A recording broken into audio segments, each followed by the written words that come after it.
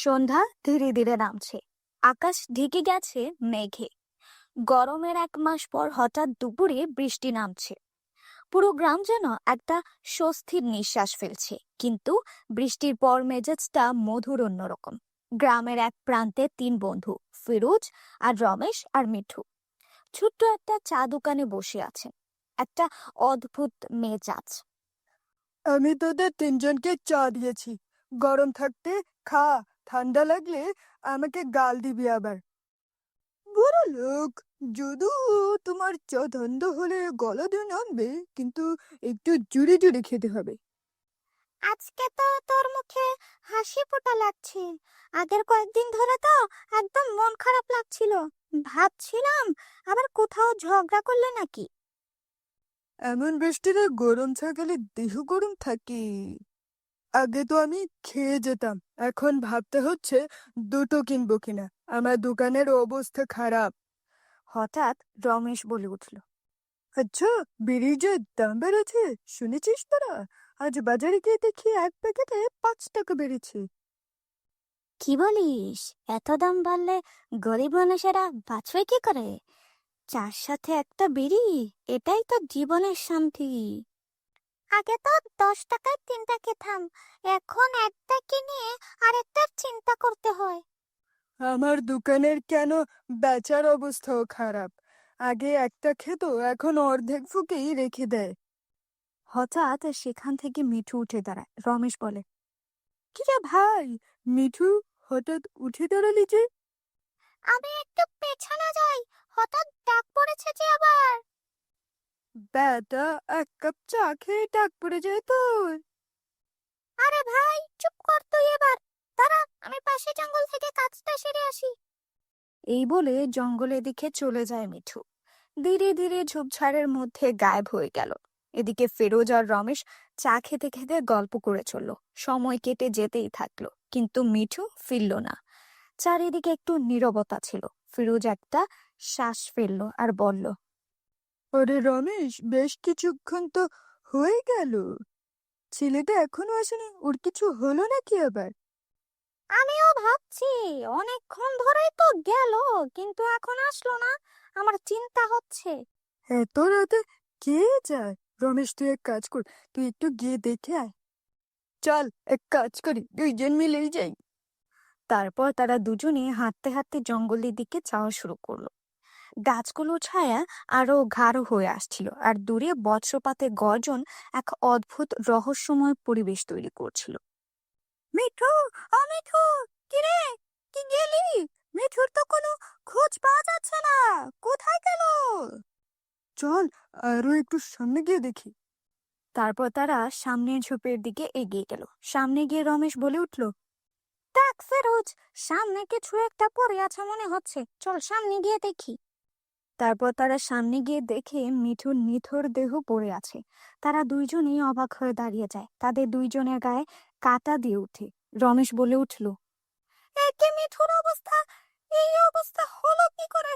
মনে হচ্ছে মরে গেছে। তখন ঝোপের মধ্যে থেকে কি যেন একটা নড়ে ওঠে আর অদ্ভুত এক শব্দ করে ওঠে। ব্যাপারটা সুবিধার লাগছে না রে রমেশ। মনে হচ্ছে ঝোপের মধ্যে কিছু একটা আছে, কোনো ভয়ানক জীবজন্তু হতে পারে। চল এখান থেকে। এক মুহূর্তে তাদের উপর আতঙ্ক নেমে এলো। সব দিকে ভয় ঘিরে ধরে তাদের।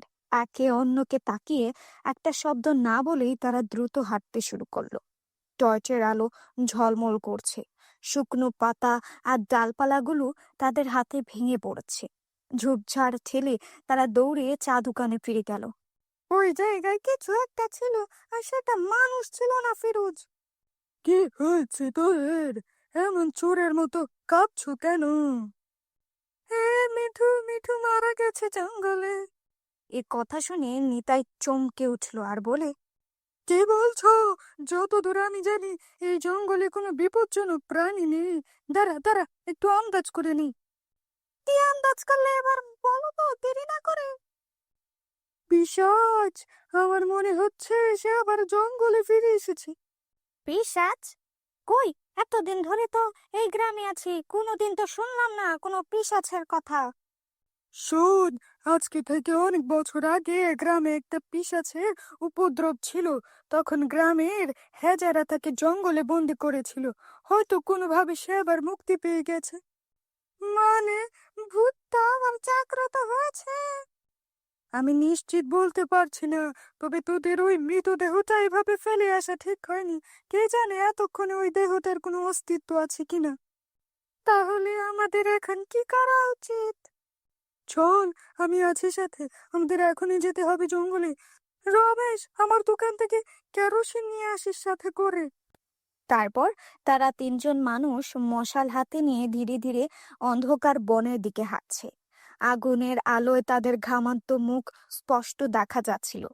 তাদের চোখ পূর্ণ ছিল উত্তেজনায় ভরা। হাঁটার গতি ধীরে হলেও বুকের সংখ্যা একটি ছায়া দৌড়াচ্ছিল। চারিদিকে নীরবতা আর শব্দের মধ্যে তাদের মুখে একটা আটকে থাকা ভয় স্পষ্ট দেখা যাচ্ছিল, যা তারা লুকানোর চেষ্টা করছিল, কিন্তু টর্চের আলো সেটাকে অন্ধকারে ঢেকে রেখেছিল। হেঁটে হেঁটে একসময় তারা জঙ্গলের মধ্যে থাকা মিঠুর লাশের কাছে পৌঁছলো। ওই তো, ওই তো, ওই তো মিঠুর লাশ! হঠাৎ ঝোপঝাড় থেকে জোরালো গর্জনে কিছু বেরিয়ে এলো। লাল চোখ, বিকৃত মূর্তি, একটা পিশাচ। পেছনে সর, এখনই কিছু একটা করতে হবে। এই যেন রমেশ মশাল তেল দেওয়ার পরে যে বাড়তি কিছু তেল ছিল, ওইটা একপাশে গোল করে ঢেলে দে তো। কেন নিতাইদা, এখানে তেল ঢেলে কি হবে? যা বলছি তাই কর, এত প্রশ্ন করিস কেন? নিতাইয়ের কথায় রমেশ তার কাছে থাকা তেল গুল করে ঢাললো। এদিকে পিচাস সামনের দিকে এগিয়ে আসছিল। এই শোন, তোরা আমার সাথে সাথে থাক। যে করেই হোক এই পিশাচকে এই কেরোসিনের বলের মধ্যে আনতেই হবে।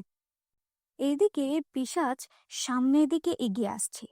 যেই না পিশাচ কেরোসিনের বলের কাছে আসলো, তখনই ফিরোজ আর রমেশ তাদের হাতে থাকা মশালটি কেরোসিনের বলের মধ্যে ছুঁড়ে ফেলল।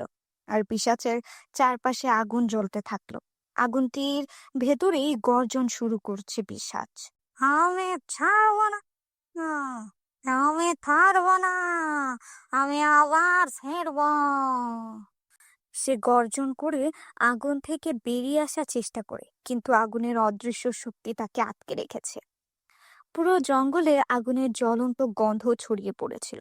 মনে হচ্ছিল দূরে কোথাও হঠাৎ একটা গুঞ্জন উঠল, যেন 100 বছরের পুরনো গাছ ঢলে পড়ল। পিশাচের কাদার আওয়াজ ধীরে ধীরে মলিন হয়ে গেল। তিনজনেই ওখানে নিস্তব্ধ হয়ে দাঁড়িয়েছিল। মনে হলো কিছুক্ষণের জন্য রাতের নীরবতা ফিরে এলো। আর পেছনে পড়ে থাকলো শুধু জ্বলে যাওয়া মশাল আর কেরোসিনের পড়া গন্ধ, আর একটা অদ্ভুত কাঁচা তেলার ধোঁয়ার গন্ধ বাতাসে ভেসে বেড়াচ্ছিল। তারা তিনজন জঙ্গল থেকে বেরিয়ে আসে, আর জঙ্গলের গভীরে পড়ে থাকে এক অভিশপ্ত অতীত। এটা আবারও ফিরে আসতে পারে যদি কেউ ভুল করে তার ঘুম ভাঙায়। বন্ধুরা, আজকের গল্পটা তোমাদের কেমন লেগেছে কমেন্ট করে জানিও। আর অবশ্যই লাইক দিও, শেয়ার করো, সাবস্ক্রাইব করো, আর আমাদের সাথে থাকো। পরের গল্পে দেখা হবে।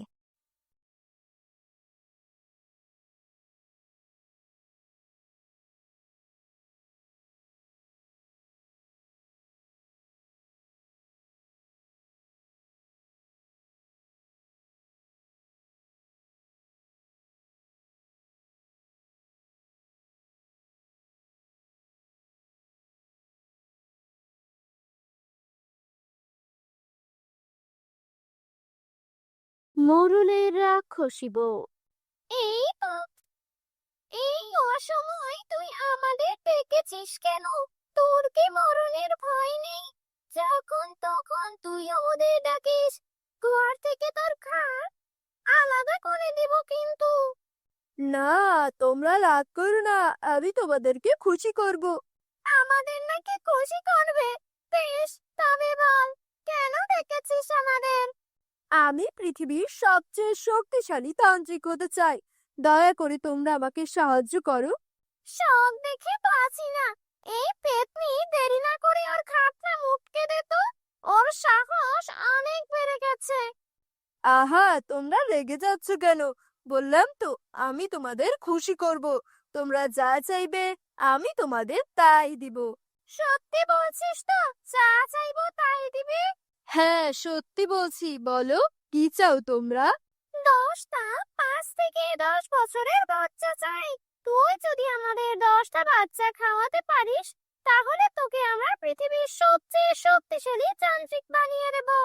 আমার বাচ্চাদের মাংস খেতে খুব ভালো লাগে। বেশ, তাই হবে। যত তাড়াতাড়ি পারি আমি সেই ব্যবস্থা করব। তোমরা তাহলে এখন এসো, আমি ব্যবস্থা করে তোমাদের ডাকবো। গিন্নি, কলসি হাতে তুমি চললে কোথায়? কুয়া থেকে পানি আনতে যাচ্ছি। সে কি কথা, আবার লেটেল থাকতে তুমি পানি আনতে যাবে কেন? পানি আনা তো অজুহাত মাত্র। আসলে সকালে কুয়ার ধারে গ্রামের সবাইকে আমার ক্ষমতা দেখাতে চাই। বুঝতে পেরেছি, তুমি যে গ্রামের মোড়লের বউ তাই দেখাতে চাও। হ্যাঁ, আমি আসি। এই লেটেল, হিসাবগুলো নিয়ে আয়। এত বড় একটা গ্রাম, কিন্তু একটা মাত্র কুয়া। সকাল সকাল পানি নিতে এলেও বেলা গড়িয়ে যায়। সে কথা ঠিকই বলেছেন ভাবি।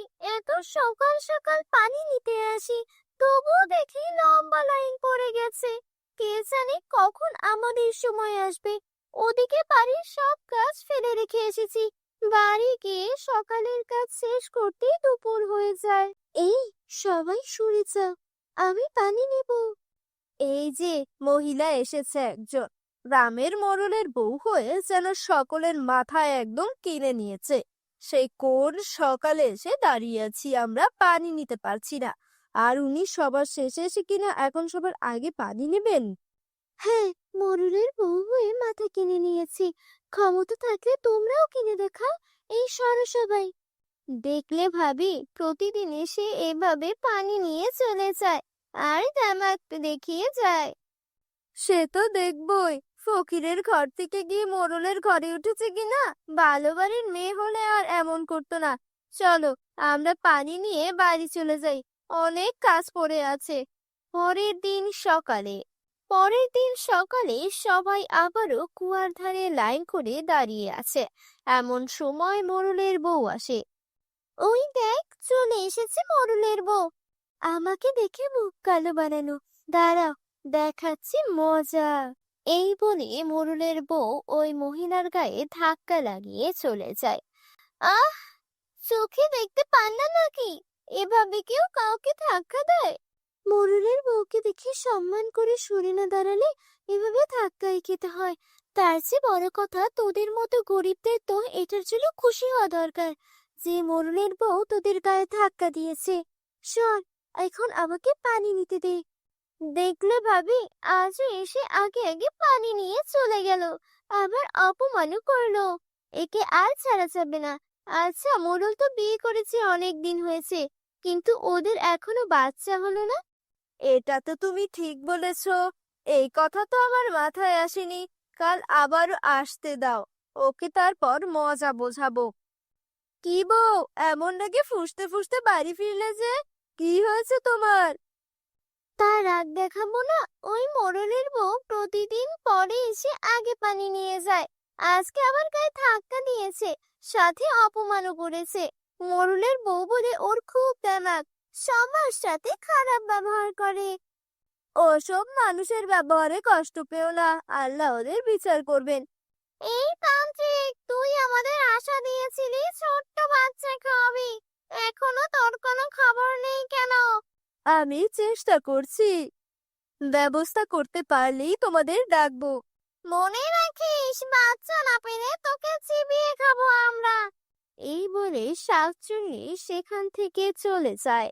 খুব তাড়াতাড়ি আমাকে একটা ব্যবস্থা করতেই হবে, না হলে ওরা আমাকে ছাড়বে না। ভাবি, আমরা তো অনেক কিছু পরিকল্পনা করে এসেছি, কিন্তু মোড়লের বউয়ের তো আজ দেখাই পাচ্ছি না। আর একটু অপেক্ষা করো, ঠিক চলে আসবে। মানুষকে চালানোর বিষয়ে সে পিছিয়ে থাকবে না। কাল ওদের চালিয়ে বেশ মজা পেয়েছি, আজকে আরো একটু চালিয়ে আসি। মোরলের বউকে দেখে হিংসা করার শখ মিটিয়ে দেব। ওই দেখ, বলতে বলতে চলে এসেছে, আজ ও বুঝবে মজা। আমাদের অপমান করার শখ আজ ওকে আমি মিটিয়ে দেব। দাঁড়াও, আমি বলেছি ওকে শুনিয়ে। আচ্ছা ভাবি, একটা কথা বলো তো। আমাদের বরের আগে তো গায়ের মোড়ল মশাই বিয়ে করেছেন, আমাদের তো ছেলে মেয়ে হয়ে তারা বড়ও হয়ে গিয়েছে, কিন্তু মোড়লের তো এখনো একটা ছেলে মেয়েও হলো না। সেটাই তো। মোড়ল কি তবে আরো বুড়ো বয়সে বাপ ডাক শুনবে, নাকি এই জীবনে শুনবেই না? শুনবে শুনবে, আরো একটা বিয়ে করলেই শুনবে। এই সব শুনে মোড়লের বউ সেখান থেকে চলে যেতে থাকে। এ কি, মোড়লের বউ পালাচ্ছে কেন? মোড়লের বউ পানি না নিয়েই পালাচ্ছ কেন? পানি নিয়ে যাও, উচিত শিক্ষা হয়েছে। আজ চল, আমরা পানি নিয়ে বাড়ি যাই। বন্ধুরা, তোমরা যারা যারা গল্পটি দেখছো তোমাদের নাম কমেন্টে লিখে জানাও। আমরা নেক্সট গল্প তোমাদের নাম দিয়ে বানাবো। গিন্নি, কি হয়েছে তোমার? এভাবে কাঁদতে কাঁদতে কোথা থেকে এলে তুমি? কি হয়েছে তোমার, আমাকে বলো। আমাদের যে সন্তান নেই, সেটা নিয়ে গ্রামের সবাই আমাকে কথা শোনাচ্ছে। তুমি এত মন খারাপ করো না গিন্নি, আমরা তো ডাক্তার দেখাচ্ছি, খুব তাড়াতাড়ি আমাদের সন্তান হবে। তুমি ওসব নিয়ে কোনো চিন্তা করো না। তুমি আমাকে আর মিথ্যা সান্ত্বনা দিও না। ওরা বলছে তুমি আরেকটা বিয়ে করলে তবেই নাকি তোমার সন্তান হবে। ওসব তোমাকে রাগানোর জন্য বলেছে। তুমি ওদের কথায় কান দিও না। আমি তোমাকে দরকার হলে শহরে নিয়ে যাব, সেখানে সবচেয়ে বড় ডাক্তার দেখাবো। মোড়ল মশাই যদি অভয় দেন তো আমি আপনাকে একটা কথা বলতে চাই। কি কথা বলো? আপনি তো জানেন গিন্নির সন্তান হবে না, কতই তো চিকিৎসা করালেন, আর আপনারও তো বয়স বাড়ছে। আর তার চেয়ে ভালো সময় থাকতে আপনি আরেকটা বিয়ে করে নিন। তুই আমার অনেক কাছের মানুষ, তাই এ কথা শুনেও আমি তোকে কিছু বললাম না।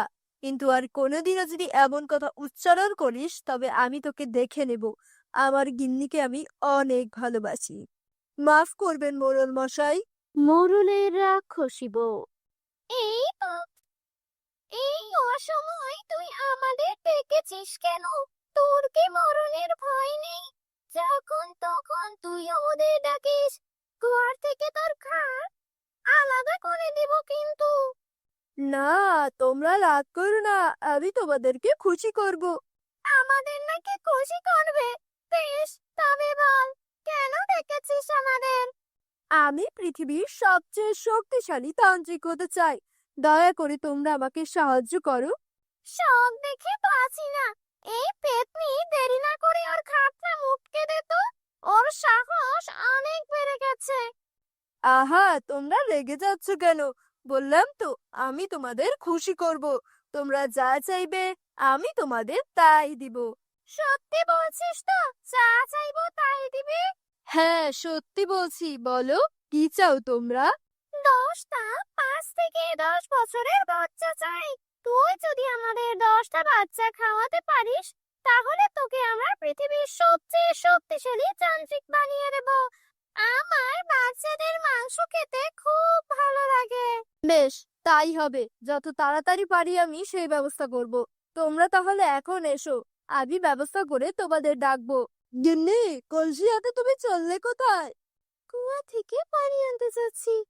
সে কি কথা, আবার লেটেল থাকতে তুমি পানি আনতে যাবে কেন?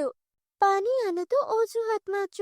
আসলে সকালে কুয়ার ধারে গ্রামের সবাইকে আমার ক্ষমতা দেখাতে চাই। বুঝতে পেরেছি, তুমি যে গ্রামের মোড়লের বউ তাই দেখাতে চাও। হ্যাঁ, আমি আসি। এই লেটেল, হিসাবগুলো নিয়ে আয়। এত বড় একটা গ্রাম, কিন্তু একটা মাত্র কুয়া। সকাল সকাল পানি নিতে এলেও বেলা গড়িয়ে যায়। সে কথা ঠিকই বলেছেন ভাবি। এত সকাল সকাল পানি নিতে আসি, তবুও দেখি লম্বা লাইন পড়ে গেছে। কে জানে কখন আমাদের সময় আসবে। ওদিকে বাড়ির সব কাজ ফেলে রেখে এসেছি। বাড়ি গিয়ে সকালের কাজ শেষ করতেই দুপুর হয়ে যায়। এই, সবাই সরে যাও, আমি পানি নেব।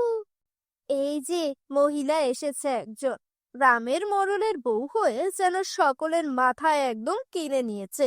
সেই কোন সকালে এসে দাঁড়িয়ে আছি আমরা, পানি নিতে পারছি না, আর উনি সবার শেষে এসে কিনা এখন সবার আগে পানি নেবেন। হ্যাঁ, মোড়লের বউ হয়ে মাথা কিনে নিয়েছি। ক্ষমতা থাকলে তোমরাও কিনে দেখাও।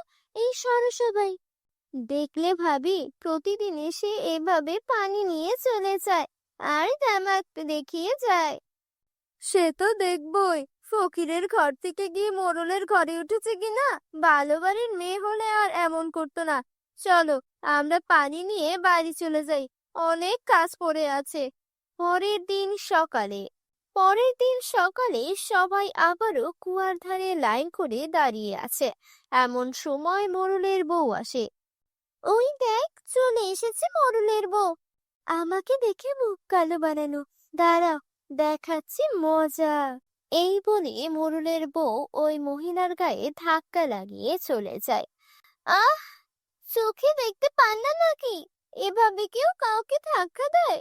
মোড়লের বউকে দেখে সম্মান করে সরে না দাঁড়ালে এভাবে ধাক্কাই খেতে হয়। তার চেয়ে বড় কথা, তোদের মতো গরিবদের তো এটার জন্য খুশি হওয়া দরকার যে মোড়লের বউ তোদের গায়ে ধাক্কা দিয়েছে। শোন, এখন আমাকে পানি নিতে দে।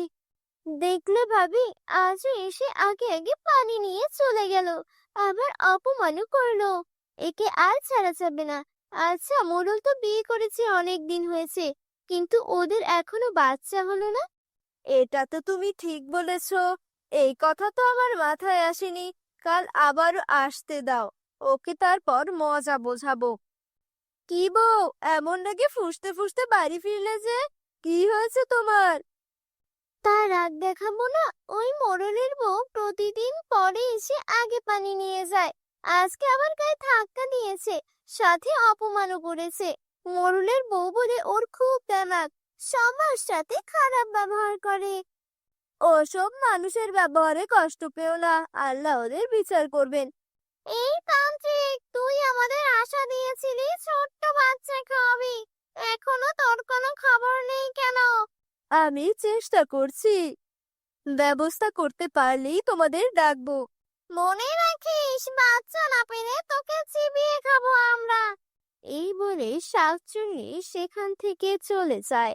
খুব তাড়াতাড়ি আমাকে একটা ব্যবস্থা করতেই হবে, না হলে ওরা আমাকে ছাড়বে না। ভাবি, আমরা তো অনেক কিছু পরিকল্পনা করে এসেছি, কিন্তু মোড়লের বউয়ের তো আজ দেখাই পাচ্ছি না। আর একটু অপেক্ষা করো, ঠিক চলে আসবে। মানুষকে চালানোর বিষয়ে সে পিছিয়ে থাকবে না। কাল ওদের চালিয়ে বেশ মজা পেয়েছি, আজকে আরো একটু চালিয়ে আসি। মোড়লের বউকে দেখে হিংসা করার শখ মিটিয়ে দেব। ওই দেখ, বলতে বলতে চলে এসেছে, আজ ও বুঝবে মজা। আমাদের অপমান করার শখ আজ ওকে আমি মিটিয়ে দেব। দাঁড়াও, আমি বলেছি ওকে শুনিয়ে। আচ্ছা ভাবি, একটা কথা বলো তো, আমাদের বরের আগে তো গায়ের মোড়ল মশাই বিয়ে করেছেন। আমাদের তো ছেলে মেয়ে হয়ে তারা বড়ও হয়ে গিয়েছে, কিন্তু মোড়লের তো এখনো একটা ছেলে মেয়েও হলো না। সেটাই তো, মোড়ল কি তবে আরো বুড়ো বয়সে বাপ ডাক শুনবে, নাকি এই জীবনে শুনবেই না? শুনবে শুনবে, আরো একটা বিয়ে করলেই শুনবে। এই সব শুনে মোড়লের বউ সেখান থেকে চলে যেতে থাকে। এ কি, মোড়লের বউ পালাচ্ছে কেন? মোড়লের বউ পানি না নিয়েই পালাচ্ছ কেন? পানি নিয়ে যাও, উচিত শিক্ষা হয়েছে। আজ চল, আমরা পানি নিয়ে বাড়ি যাই। বন্ধুরা, তোমরা যারা যারা গল্পটি দেখছো, তোমাদের নাম কমেন্টে লিখে জানাও। আমরা নেক্সট গল্প তোমাদের নাম দিয়ে বানাবো। গিন্নি, কি হয়েছে তোমার? এভাবে কাঁদতে কাঁদতে কোথা থেকে এলে তুমি? কি হয়েছে তোমার, আমাকে বলো। আমাদের যে সন্তান নেই, সেটা নিয়ে গ্রামের সবাই আমাকে কথা শোনাচ্ছে।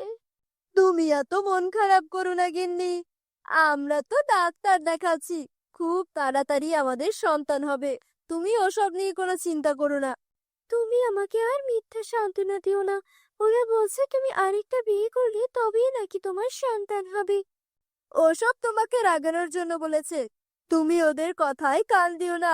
আমি তোমাকে দরকার হলে শহরে নিয়ে যাব, সেখানে সবচেয়ে বড় ডাক্তার দেখাবো। মোড়ল মশাই যদি অভয় দেন, তো আমি আপনাকে একটা কথা বলতে চাই। কি কথা বলো? আপনি তো জানেন গিন্নির সন্তান হবে না, কতই তো চিকিৎসা করালেন, আর আপনারও তো বয়স বাড়ছে। আর তার চেয়ে ভালো সময় থাকতে আপনি আরেকটা বিয়ে করে নিন। তুই আমার অনেক কাছের মানুষ, তাই এ কথা শুনেও আমি তোকে কিছু বললাম না। কিন্তু আর কোনোদিনও যদি এমন কথা উচ্চারণ করিস, তবে আমি তোকে দেখে নেব। আমার গিন্নিকে আমি অনেক ভালোবাসি। মাফ করবেন মোড়ল মশাই। পরদিন সকালে গ্রামের মহিলারা আবার পানি আনতে যাচ্ছে। কাল মোড়লের বউকে অপমানের শোধ দিতে পেরে খুব মজা লেগেছে। যদি আজ আবার আসে তবে আজকেও তাকে অপমান করব। ঠিক আছে, চলো। কই, সে তো আর এলো না। কাজ অপমান হয়েছে, আসবে কি করে? তা যা বলেছ, তবে সে না আসলেও আমরা যাব। তারপর তারা দুইজন মিলে মোড়লের বাড়িতে যায়। এ কি, আমার বাড়িতে তোমাদের কি চাই? কালকের ব্যবহারের জন্য ক্ষমা চাইতে এসেছি নিশ্চয়ই। ক্ষমা চাইতে কেন আসবো?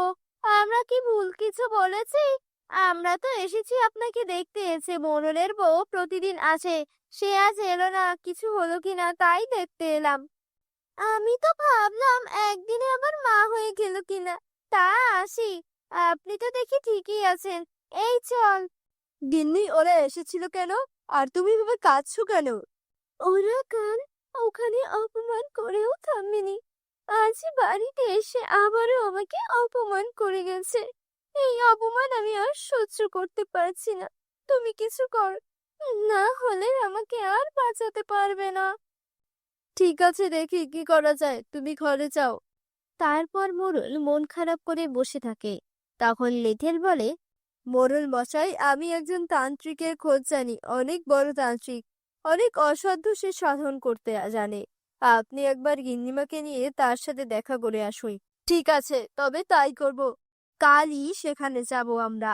গিন্নি, তুমি আর কেঁদো না, আমরা কাল তান্ত্রিকের কাছে যাব। দেখবে আমাদের সব সমস্যার সমাধান হয়ে যাবে।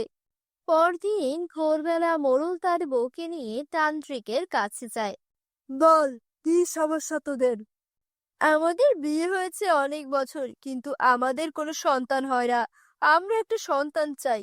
হ্যাঁ বাবা, দয়া করুন, আমাদের একটা সন্তান চাই। সন্তান তো হবে, কিন্তু তার জন্য কঠোর এক পথ পাড়ি দিতে হবে, যা তোরা পারবি না। আমরা পারবো, যত কঠিন পথ হোক না কেন। আপনি বলুন, আমাদের কি করতে হবে? আমার কাছে এক শাকচুন্নি আর এক পেতনি আছে। তোদের দুজনের শরীরে ওদের দুজনের জায়গা দিতে হবে। ওরা 1 বছর তোদের শরীরে থাকবে আর ওদের পছন্দের খাবার খাবে। বেশ, তবে তাই হবে। আপনি তাই করুন, আমাদের কোনো আপত্তি নেই। বেশ, আমি তাহলে ওদের ডাকছি, তবে মনে রাখিস ওরা যা খেতে চাইবে তাই খাবে। তাই তোদের অসুবিধা হলেও আমার আর কিছুই করার থাকবে না। আমি কিন্তু আর ওদের ফেরাতে পারবো না।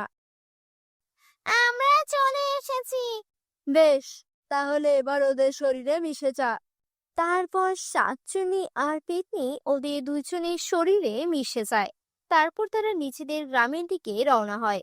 সন্ধ্যা নেমে এসেছে। এমন সময় রাজু মাঠে খেলা করছিল। রাজু, অনেক খেলা হয়েছে আজ, ঘরে যা। এমন ভর সন্ধ্যা করে কেউ খেলে না, ঘরে আয় বাবা। আর একটু খেলেই আসছি, মাঠে এখনো অনেকটা আলো আছে। তুমি বাড়ি যাও, আর একটু পরেই আমি চলে আসবো। ঠিক আছে, গেলাম আমি। আজকে একটা বাচ্চা ধরতে পারলে বেশ হতো, অনেক দিন মাংস খাই না। ওই তো, ওই ছেলেটা বেশ মোটা আছে, শরীরে বেশ ভালো পরিমাণ মাংস আর রক্তও আছে মনে হচ্ছে। পেতনি তখন রাজুকে ডেকে বলে, এই যে খোকা, শোন, তোর বাবা ওদিকে রয়েছে, তোকে এখনই যেতে বলেছে, চল আমার সাথে। ঠিক আছে, চলুন। আচ্ছা, আপনি আমাকে কোথায় নিয়ে যাচ্ছেন? আমার বাবা কোথায়? অনেক বেশি কথা বলছিস তুই, তোর রক্ত দিয়ে তৃষ্ণা মিটিয়ে নে, তাহলে আর কোনো কথা বলতে পারবি না। তারপর পেতনি রাজুকে মেরে ওর রক্ত খেয়ে ফেলে। তারপর শাকচুন্নি কাশে নিয়ে যায়। এই দেখ, শাকচুন্নি এটা ধরে নিয়ে এসেছি। তা এমন অজ্ঞান হয়ে আছে কেন? অনেক বেশি কথা বলছিল, তাই ওর রক্ত খেয়ে এসেছি। তুই এবার মাংস খেয়ে ফেল। বউ, রাজু কোথায়? এখনো মাঠ থেকে বাড়ি আসেনি। আমি ডাকতে গিয়েছিলাম, বললো একটু পর আসি। ছেলেটা দিন দিন খুব দুষ্ট হয়ে যাচ্ছে, তুমি কি ওকে একটু নিয়ে এসো। ঠিক আছে। এ কি, মাঠে তো কেউ নেই, বাড়িতেও রাজু নেই, তাহলে গেল কোথায়? এদিক ওদিক একটু দেখি। রাজু, রাজু, ওই রাজু, না, কোথাও তো দেখতে পারছি না। নাকি আমি আস্তে আস্তে ও বাড়ি চলে গেছে। দেখি তো। তুমি চলে এলে? রাজু কোথায়? সে কি, ও আসেনি? না, তুমি ওকে খুঁজে পাওনি?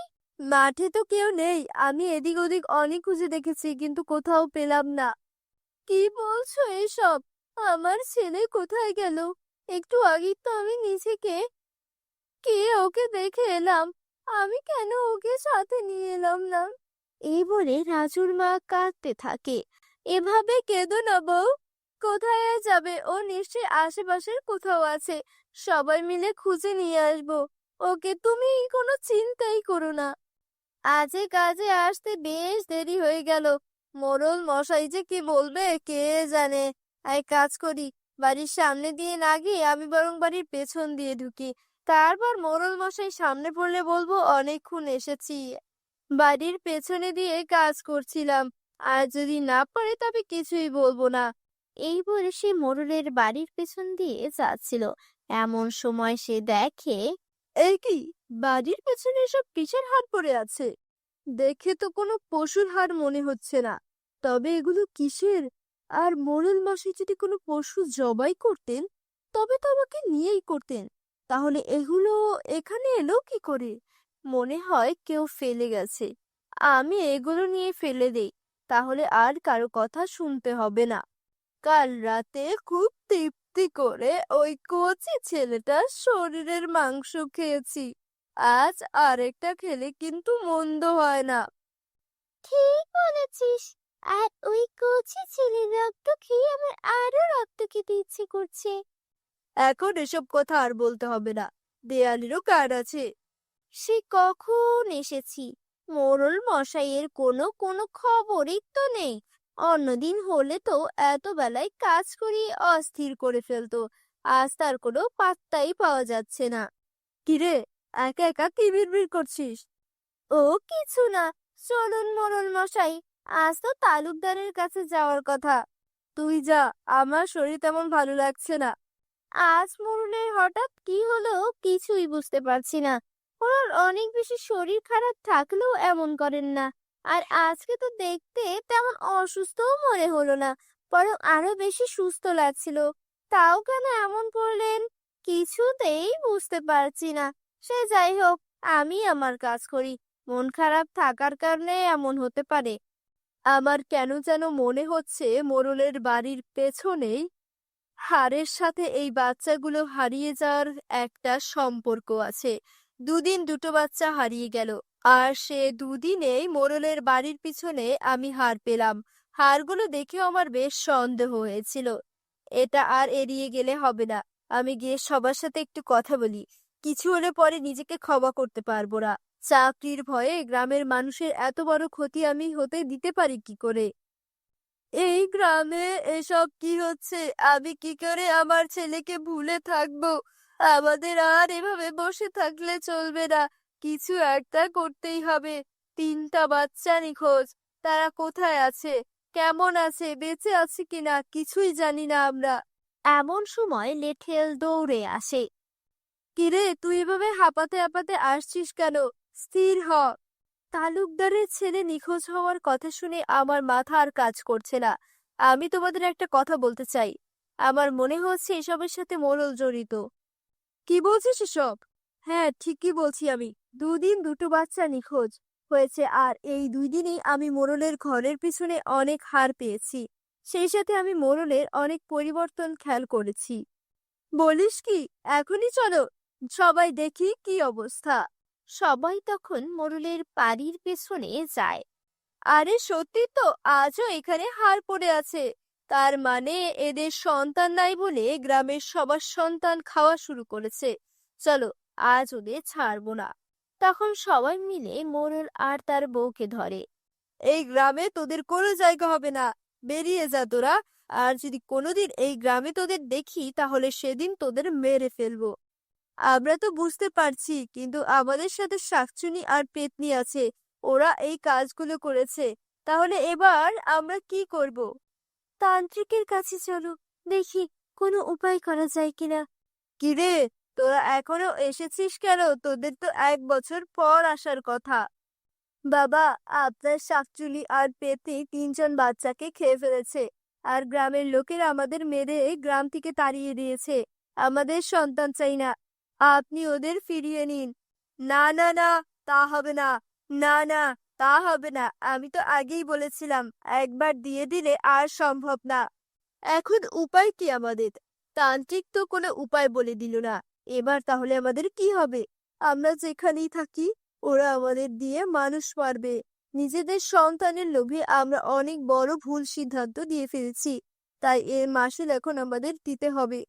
কি বলছো তুমি? এসব আমরা কি করব তাহলে? এখন শাকচুনি আর পেতনিকে বলবো আমাদের খেয়ে ফেলতে। তাহলে ওরা আমাদের ব্যবহার করে মানুষের ক্ষতি করতে পারবে না।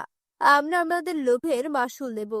তুমি আমার জন্য জীবনে অনেক কিছু করেছো, তাই তুমি যা বলছো তাই হবে। এখন সন্ধ্যা নেমে এসেছে, চলো লুকিয়ে আমাদের বাড়িতে যাই। জীবনের শেষ নিঃশ্বাস ওখানেই ত্যাগ করব। কি রে, তোরা আমাদের ডেকেছিস কেন? আমরা চাই তোমরা আমাদের দুজনকে খেয়ে তারপর অন্যদের খাও। বলিস কি? তাহলে আর দেরি কেন? চল শাকচুন্নি, আর দেরি না করে ওদের খেয়ে নেই। কচি মাংস খেয়ে খেয়ে মুখ পাঞ্চি হয়ে গেছে। হ্যাঁ, তাই কর। দুটোকে একবারে খেয়ে নেব। তারপর তারা মোড়ল আর তার বউকে খেয়ে ফেলে। এই হুজুকের মাথায় আমরা এটা কি করলাম? ওরা তো আমাদের বোকা বানিয়ে দিল। কি বলছিস? বোকা বানানো কি করে? আরে ওরা তো মরে গেলে এখন আমরা বাকি গুলো কান খাড়ে ভর করে খাবো। তো কি হয়েছে? ওই তান্ত্রিককেও আমরা খেয়ে নেব। তাহলে আমাদের কাছে আর কোনো শক্তি চাইতে পারবে না। কিরে তোরা এখন এখানে কেন? আমরা এখন তোকেও খাবো, ওদেরও খেয়েছি। আমি কি করলাম? আমার লোভে এতগুলো প্রাণ চলে গেল। আমি শক্তিশালী না হতে চাইলে এত জীবন চলে যেত না। আর আমারও আজ এভাবে প্রাণ হারাতে হতো না। এজন্যই বলে, লোভে পাপ, পাপে মৃত্যু। বন্ধুরা, তোমরা যারা যারা গল্পটি দেখছো তোমাদের নাম কমেন্ট বক্সে কমেন্ট করে জানাও, কারণ তোমাদের নাম দিয়ে তৈরি হবে আমাদের পরবর্তী কার্টুন ভিডিও। ভিডিওটি ভালো